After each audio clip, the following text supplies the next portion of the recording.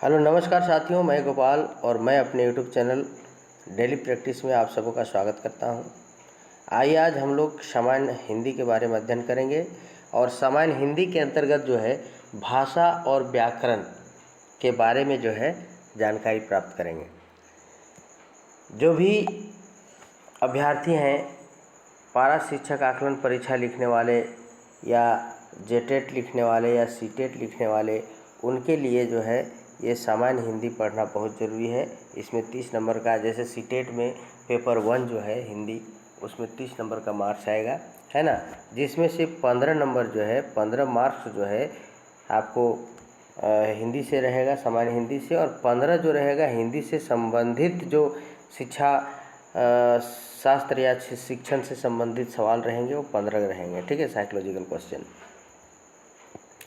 तो चलिए देर न करते हुए हम लोग इस पर चर्चा करते हैं, भाषा और व्याकरण से संबंधित। हाँ, और एक बात और है कि जो भी तैयारी कर रहे हैं, मन लगा के कर रहे हैं, उनके लिए ये मेरे चैनल में जो है उन टेस्ट सीरीज भी उपलब्ध कराया जाएगा, है ना। उनके लिए टेस्ट सीरीज भी उपलब्ध होगा और उनको PDF नोट्स भी प्रोवाइड किया जाएगा। ठीक है, लेकिन अभी हम लोग कुछ अध्ययन कर लेते हैं। सभी विषयों का अध्ययन प्रारंभ हो चुका है। मेरा इतिहास का नोट्स इतिहास का वीडियो अपलोड किया गया है, उसको आप लोग देख लेंगे इस चैनल को सर्च कर करके, है ना। और विज्ञान का भी और हिंदी का भी, सभी विषय का लगभग चालू हो चुका है, इसलिए आप लोग ध्यानपूर्वक देखिए और अध्ययन करिए। ठीक है, तो चलिए देर न करते हुए आगे बढ़ते हैं। हम लोग भाषा और व्याकरण के बारे में जानते हैं। बहुत सारा प्रश्न इससे संबंधित पूछता है। तो चलिए, भाषा जो है ये संस्कृत की भाष धातु से उत्पन्न हुआ है। भाषा शब्द जो है संस्कृत की भाष धातु से उत्पन्न हुआ है और जिसका अर्थ होता है बोलना या कहना। यानी जो भी हम लोग बोलते हैं, एक दूसरे के प्रति विचार व्यक्त करते हैं, संप्रेषण करते हैं, बातचीत करते हैं, जिस भी बोली से, जिस भी भाषा से, है ना, तो वही भाषा कहलाता है। बोलना कहना ही भाषा है। ठीक है, सामान्यतः मनुष्य की सार्थक तथा व्यक्त वाणी को भाषा कहते हैं। अगर जनरल हम रूप में परिभाषित करें तो जो भी हम व्यक्त करते हैं एक दूसरे को समझाने के लिए, बोलने के लिए, वही भाषा कहलाती है। ठीक है, लेकिन भाषा की सर्वमान्य परिभाषा क्या है, इसको देखेंगे। भाषा वह माध्यम है जिसके द्वारा मनुष्य परस्पर अपने भावों और विचारों को बोलकर या लिखकर अभिव्यक्त करता है। इस तरह भाषा के 2 रूप हैं, मौखिक और लिखित। यानी मनुष्य जो है अपने भाव और विचार को जिसके माध्यम से, चाहे वो बोल करके हो या लिख करके हो, जिस किसी माध्यम से भी हो, व्यक्त करता है, तो उसको हम लोग बोलते हैं भाषा। तो इस तरह से भाषा का जो है 2 रूप होता है, एक मौखिक और दूसरा लिखित। मौखिक भाषा में क्या होता है कि जनरल बोलचाल की भाषा मौखिक हो गया, और जो लिखित रूप में हम लोग जो व्यक्त करते हैं लिख करके, उसको बोलते हैं हम लोग लिखित भाषा। तो लिखने के लिए जो है ये लिपि का विकास हुआ है। लिखने के लिए किसका विकास हुआ है? लिपि। अब लिपि क्या है? लिपि एक तरह का ध्वनि चिन्ह है। ठीक है, ध्वनि चिन्ह यानी जो हम बोल रहे हैं उसको एक चिन्ह मान लिए हैं कि इस बोली का चिन्ह ये होगा। जैसे हम अ बोलते हैं तो अ का चिन्ह ऐसे होगा, ऐसे होगा तो अ हो जाएगा, है ना। रोमन लिपि में ए हो जाएगा, ऐसे। तो सब तरह का जो लिपि, उसको विभिन्न भाषाओं की विभिन्न लिपियां विकसित हुई है ना। जैसे संस्कृत, हिंदी और मराठी भाषा की लिपि देवनागरी है। अंग्रेजी का जो लिपि है उसको रोमन बोलते हैं, और उर्दू फारसी लिपि में लिखा जाता है, और पंजाबी जो है गुरुमुखी लिपि में लिखा जाता है। देखिए, यहीं से ऑब्जेक्टिव बनता है। ऐसा नहीं कि अभी हम लोग डिटेल जान रहे हैं तो ऑब्जेक्टिव अलग से तैयारी करने की ज़रूरत है। पहले तो ऑब्जेक्टिव वही बना शुरू में ही कि भाषा किस धातु से बना है, तो संस्कृत का भाष धातु से। ये भी सवाल ऑब्जेक्टिव बन सकता है। संस्कृत, हिंदी और मराठी भाषाओं की लिपि क्या है, तो देवनागरी में लिखते हैं हम लोग। पूछता है हिंदी की लिपि क्या है, अंग्रेजी की लिपि क्या है, फारसी की उर्दू की लिपि क्या है, पंजाबी किस लिपि में लिखते हैं। ठीक है, तो यहाँ से ऑब्जेक्टिव बनता है, इसको याद रखेंगे। चलिए आगे बढ़ते हैं। व्याकरण तथा मानक भाषा। देखिए मानक भाषा कब हो जाता है, कोई भी भाषा जब हम लोग बोलते हैं तो हम लोग यदि शुद्ध बोलते हैं तो मानक भाषा कहलाती है, और किसी तरह हम लोग अपभ्रंशित भाषा बोलते हैं, है ना, अपभ्रंश जिसको बोलते हैं, टूटा फूटा बोलते हैं जिसमें शुद्धता नहीं होती है, तो वो मानक भाषा नहीं कहलाती है। तो मानक भाषा किसको कहेंगे? व्याकरण भाषा को अपने नियमों में बांधकर इसे एक सर्वमान्य रूप प्रदान करता है ना। जब व्याकरण का विकसित होता है शुद्ध रूप में, एक उसको नियम से बांध करके जो है सर्वमान्य रूप, यानी सभी कोई उसी रूप को मानेंगे, है ना, जो व्याकरण में वर्णित है, तो वो एक मानक भाषा हो जाता है। प्रारंभ में हिंदी भाषा के भी अनेक रूप थे, लेकिन जब हिंदी का पहला व्याकरण लिखा गया तब इसके विभिन्न रूपों में एकरूपता आई, और हिंदी के इसी सर्वमान्य भाषा को, यानी सर्वमान्य तथा मानक रूप को जो है, यानी बोली को हिंदी, यानी खड़ी हिंदी बोलते हैं, खड़ी बोली को, यहाँ पे छूट गया है, मानक हिंदी खड़ी बोली को बोला गया है। ठीक है, चलिए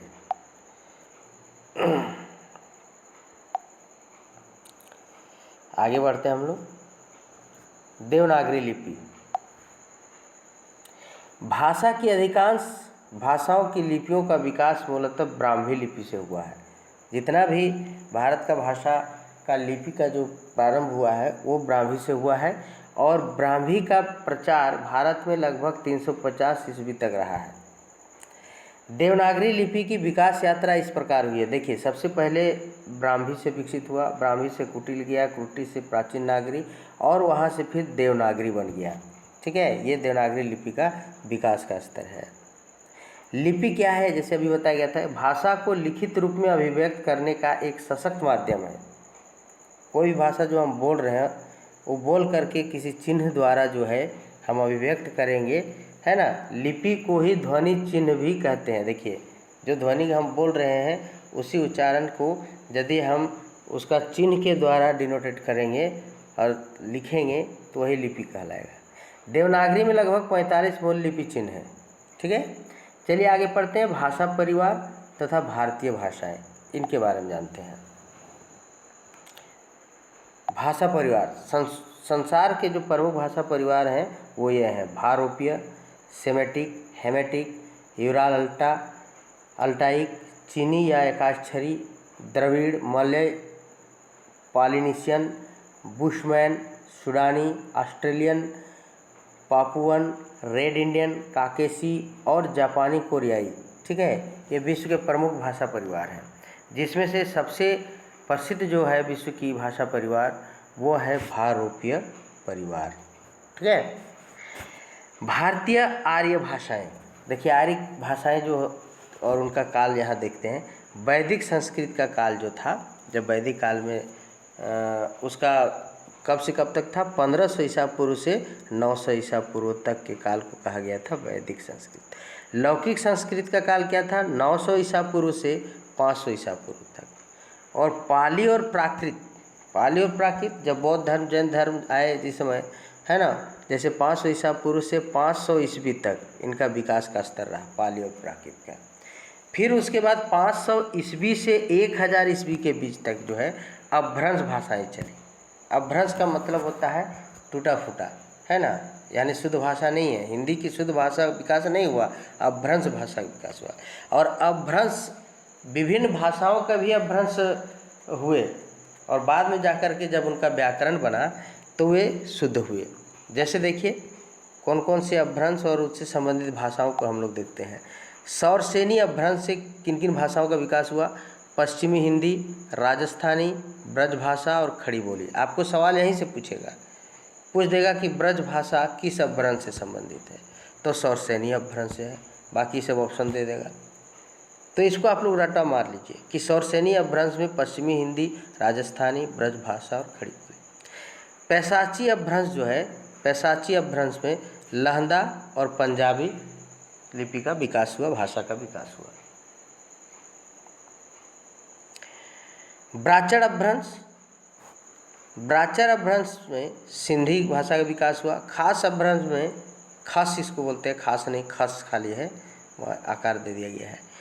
खस अपभ्रंश में पहाड़ी, कुमाऊनी, गढ़वाली, ठीक है, इन सभी भाषाओं का विकास हुआ है। मागधी में बिहारी, बंगाली, उड़िया, असमिया, ठीक है, मागधी में बिहारी, बंगाली, उड़िया और असमिया। अर्धमागधीय अपभ्रंश में पूर्वी हिंदी, अवधी, छत्तीसगढ़ी और बघेली, ठीक है। और महाराष्ट्रीय अपभ्रंश, महाराष्ट्रीय कहलाएगा, महाराष्ट्रीय अपभ्रंश में मराठी भाषा का विकास हुआ है। तो विभिन्न अपभ्रंशों में विभिन्न भाषाओं, ये आप पूरे रट लीजिएगा, विभिन्न अपभ्रंश में विभिन्न भाषाओं का विकास हुआ है ना। किस अपभ्रंश से किस भाषा का विकास हुआ, इसको आप याद कर लीजिए। अब हम लोग आगे जानेंगे हिंदी भाषा की विकास यात्रा, किस तरह से हिंदी भाषा का विकास हुआ। तो जैसा अभी हम लोग देखते हैं अपभ्रंश से ही, अपभ्रंश में ही सबसे ज़्यादा पश्चिमी हिंदी जो है, जो हम लोग का सौरसेनी अपभ्रंश से हुआ है, तो उसका जो काल था 500 ईस्वी से 1000 ईस्वी के बीच में, तो ये 1000 ईस्वी की लगभग हिंदी अन्य आधुनिक भारतीय भाषाओं की तरह अपने अस्तित्व में आ चुकी थी। और हिंदी की मूल उत्पत्ति जो है वो सौरसेनी अपभ्रंश से हुई है, पश्चिमी हिंदी से मानी जाती है, ठीक है। हिंदी के अंतर्गत निम्नलिखित रूप है, जैसे पश्चिमी हिंदी, ब्रजभाषा, कन्नौजी, बुंदेली, खड़ी बोली, बांगरू और राजस्थानी। पूर्वी हिंदी में अवधी, बघेली, छत्तीसगढ़ी और बिहारी, बिहारी का 3 भाषा, मैथिली, मगही और भोजपुरी, ठीक है। पहाड़ी प्रदेश की बोलियां जो है कुमाऊनी और गढ़वाली हैं। ये हिंदी का विकास का यात्रा है, ठीक है, इसको याद आप कर लीजिएगा।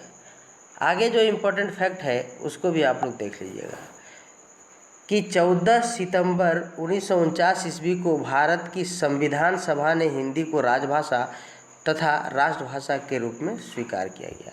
देखिए, संविधान सभा गठन हुआ संविधान बनाने के लिए, तो संविधान सभा ने 14 सितंबर 1949 ईस्वी को हिंदी को जो है राजभाषा या राष्ट्रभाषा के रूप में स्वीकार किया। तो 14 सितंबर जो है हिंदी दिवस हम लोग मनाते हैं ना, 14 सितंबर को।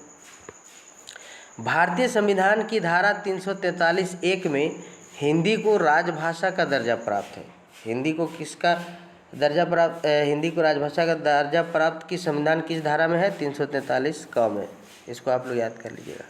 भारत के जो हिंदी क्षेत्र हैं अभी वर्तमान में, वो है हिमाचल प्रदेश, हरियाणा, उत्तर प्रदेश, उत्तरांचल, दिल्ली, राजस्थान, मध्य प्रदेश, छत्तीसगढ़, झारखंड और बिहार। और बाकी जो संपर्क क्षेत्र है जहाँ पे हिंदी का संपर्क है, पूरी तरह से हिंदी नहीं बोली जाती है लेकिन वहाँ पे हिंदी मिक्स है, वो है पंजाब, महाराष्ट्र और गुजरात में।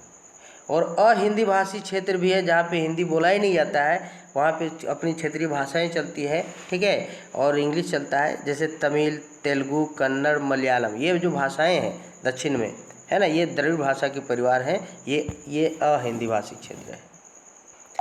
अब थोड़ा सा व्याकरण जान लेते हैं। आप लोग जानते हैं व्याकरण किसे कहते हैं, कि जिस शास्त्र से शुद्ध शुद्ध बोलना, पढ़ना, लिखना और समझना हमको सिखाता है उसको व्याकरण कहते हैं।